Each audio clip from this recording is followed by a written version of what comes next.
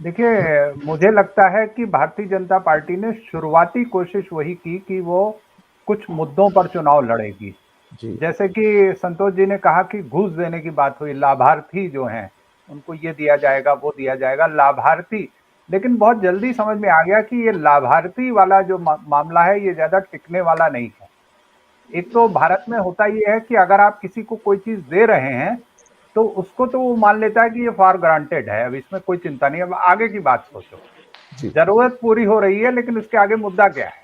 जी। तो इसलिए वो बड़ी समस्या नहीं है, तो अंत में उनको जो था अपने पुराने इशू पे, मंदिर पे, हिंदू पे, या अब तो साइकिल पे, या साइकिल तो एक इशू बनाया है उन्होंने। ये अंत में इस योजना पर पहुंचे हैं कि जो हमारे विरोधी हैं उनको आतंकवादी करार दिया जाए। जी। उत्तर प्रदेश में समाजवादी पार्टी और कांग्रेस को कहा जाए कि आतंकवाद से जुड़े हैं, और पंजाब में केजरीवाल के लिए ये कहा गया। कांग्रेस तो वहां पे है ही, तो कांग्रेस के लिए भी कहा जा रहा है। तो अंत में जो है वो इस स्थिति में पहुंच गए हैं कि विरोधी को, आतंकवाद को, इसका मतलब ये है कि जो पहले 3 दौर हुए, आप देखिए कि पहले दौर में इस तरह से आतंकवाद की बात नहीं थी, इस तरह से मंदिर जो था वो पहले फेज में आ गया था, लेकिन ये सब बातें नहीं आई, ये सब बाद में आई। इसका मतलब पहले फेज की जो रीडिंग है, वो उनकी यही थी कि कहीं ना कहीं हम लूज कर रहे हैं। क्योंकि ये जो इस तरह के बयान आना एक के बाद एक।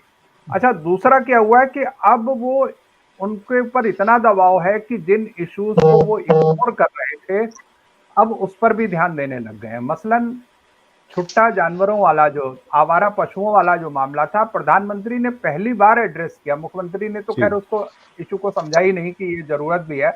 जी। प्रधानमंत्री ने पहली बार उसको एड्रेस करने की कोशिश की, हालांकि एड्रेस करने की कोशिश भी बहुत खराब किस्म की थी। उनका जी। कहना था कि मैं ऐसा कर दूंगा कि आपकी गोबर से भी कमाई होगी। तो लोग जानते हैं कि इन नारों का क्या अर्थ होता है। तो ये बहुत अजीब सी चीज थी उनकी।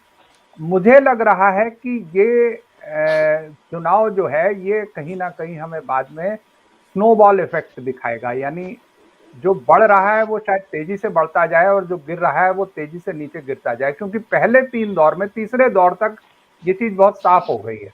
तो मुझे जी। लगता है कि ये चीज आगे भी कंटिन्यू रहने वाली है।